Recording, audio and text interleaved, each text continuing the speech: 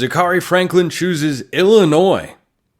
Can't say I had that on my bingo card. Maybe Sunny Verma did. He's joining me here, the host of one of our newest shows here at the network, Locked On Illini.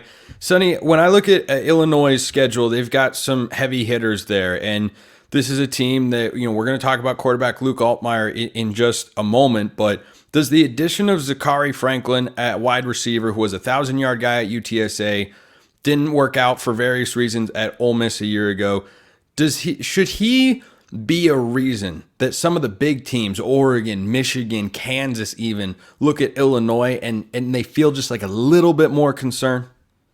I think so. Basically, the offense itself, we're now entering year 4 under Bret Bielema, and the team that's going to be put on the field this upcoming season is the typical Bret Bielema football team. Their offensive line is massive and going to be one of the better ones in the conference. The running back room is one of the most talented in the conference as well. The wide receivers is where kind of the questions were. While we have talent there, that's a position that Bret Bielema has really kind of focused on upgrading since he got here. They didn't really have a true number one. Now, you mentioned, Zakhari Franklin coming to Illinois being somewhat of a surprise, but it wasn't really. When Franklin had his best seasons at UTSA, it was under offensive coordinator Barry Lunny Jr., who is now the offensive coordinator here at Illinois. So Franklin had his best years under Lunny Jr., and now that he knows he only has one more year to basically prove himself to make it to the NFL, I think he wanted to go to a place where he didn't need to learn a brand new game plan. He knew what to expect as soon as he steps foot on the football field. And also probably a place that allows him to produce and showcase what sort of NFL talent he could be. And one of the other schools he was looking at was Washington, right, where he probably goes and is the number 2 or probably number 3 receiver. They've got a young guy in Denzel Boston to complement Jeremiah Hunter, who I think is a decent number 1, really high-end number 2 wideout up there in Seattle. But what does it say about the fact that Illinois, despite the offense coordinator connection, was able to pull him from a program that, albeit under a new administration, was just playing in the national championship game? Yeah, you're exactly right. And again, it's all about relationships, in particular for a program like Illinois. As you said, Zakhari Franklin is going to step foot on this football field immediately as the wide receiver 1. It's a talented room, but Pat Bryant, who had a nice year last year as the number 3, obviously, if you remember, Isaiah Williams and Casey Washington, our 1 and 2 last year, are now in the NFL. So it's not like we don't have a pedigree of producing wide receivers that can take you to the next level. So with Franklin now coming to Champaign, he's got the ability. He's going to get the opportunity. Again, he's going to be the number 1 guy, and he's going to have a quarterback who has a lot to prove. And he's entering his second full season as a starting quarterback with a good offensive line, a great running back room. I think Zakhari kind of recognized that Illinois is a good opportunity for him. When you look at where this Illini offense is in terms of weapons, how does it compare to the rest of the Big Ten? I think if you're talking wide receiver rooms, Oregon's probably number 1, Ohio State number 2. You can flip-flop those if you would like. I would go Oregon with absolutely no bias in there whatsoever, as some people may or may not be aware of, but I'm not the only one that feels that way. But does the addition of Zakhari Franklin suddenly give Illinois a top half group of weapons for Luke Altmaier? Offensively, absolutely. I think as maybe in top 3rd. The wide receiver room is probably the weakest of the bunch. That's probably average, if not below average, when it comes to the Big Ten Conference. But there's a lot of talent in that running back room. Our offensive line has been something that the coaches have been talking about nonstop this offseason. And when Bret Bielema is talking about having a really good offensive line, that's someone who recognizes what an offensive line is going to look at. Obviously, it'll probably come down to Luke Altmaier's development, or his backup, Leary, who can produce on the field at the quarterback spot, because the skill positions, for the most part, are ready to go behind a jacked-up offensive line, which I'm liking. Luke Altmaier comes back and is going to be the starting quarterback for Illinois, who play each of their first 3 games at home, including a September 7th matchup against Kansas. We'll get to that in just a moment, but talk about what this means for Altmaier at quarterback. Do your expectations of him change? Do you expect more out of him now that he has a guy in Zakhari Franklin who has shown granted the group of 5 level, but they play a lot of really good football down there, that he can be a number 1 wideout? I do. I think the national media is a little more down on Luke Altmaier than the Illinois guys are.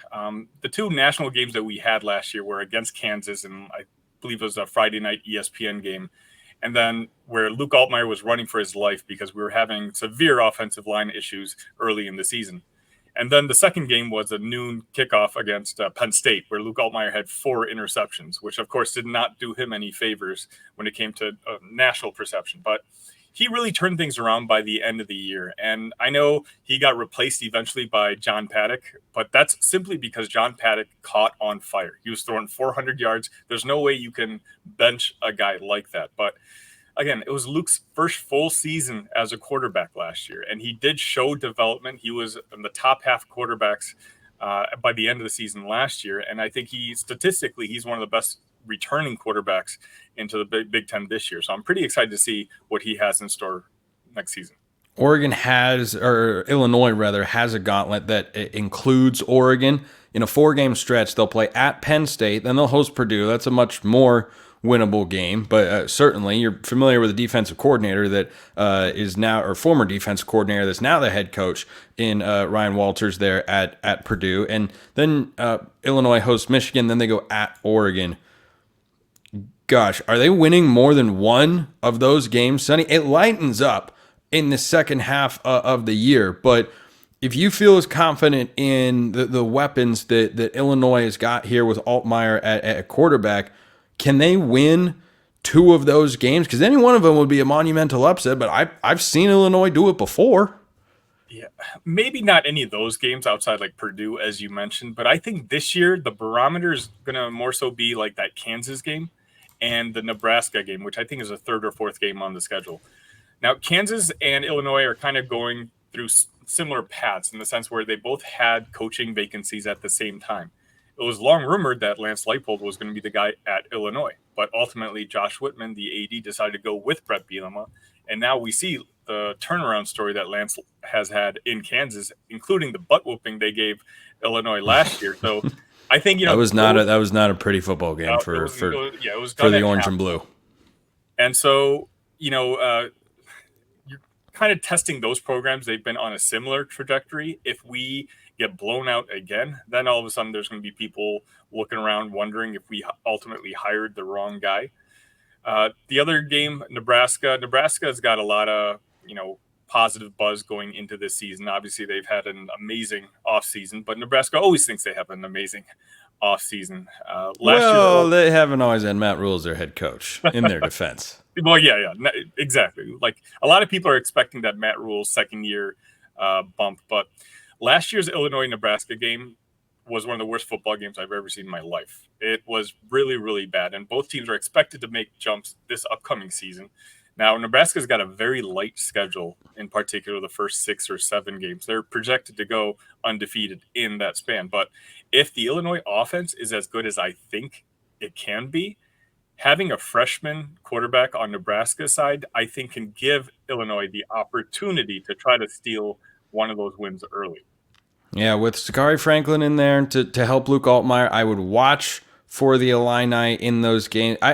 I don't know right now. It's too early for predictions, Sonny, so I'm not predicting any of these upsets yet. But Kansas, Nebraska, Michigan, Oregon, Penn State, just watch, wait, see. Sunny Verma, Locked On Illini. Get your daily Illinois coverage over there on YouTube and wherever you get your podcasts. Sonny, thanks for stopping by. Appreciate it, Spencer. Texas and Texas A&M, it's back. It's one of the things I like about realignment is that game is back. Could Texas actually lose this year? We'll talk about that next.